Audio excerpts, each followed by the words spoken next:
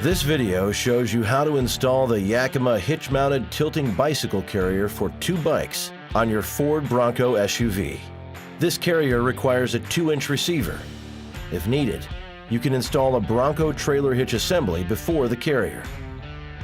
This installation also requires a hitch extension by Yakima to help the carrier clear the spare tire.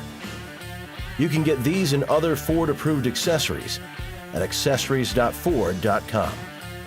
Check your packaging for these items before getting started.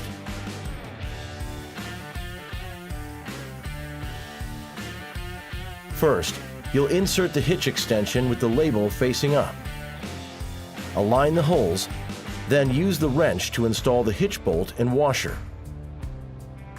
Insert the safety pin. Now you can insert the tongue of the bike carrier into the hitch extension. Line up the holes and insert the safety pin.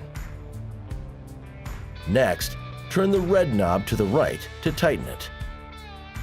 Then lock it with the key. The knob is designed to turn freely after being locked. Place the cover over the lock to help keep it clean.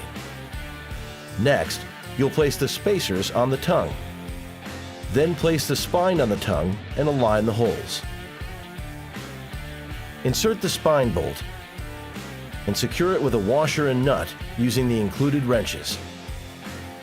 Next, remove the attachment hardware from each tray assembly. Now place the lower tray with the larger Yakima sticker facing upright and away from the vehicle on the lower position on the spine. Install it using the bolts, washers, and nuts that you removed. Then properly tighten.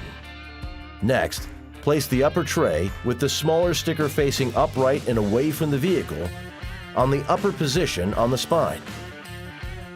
Install it using the bolts, washers, and nuts that you removed. Then properly tighten. Now you're ready to load your bikes. The untamed world is calling.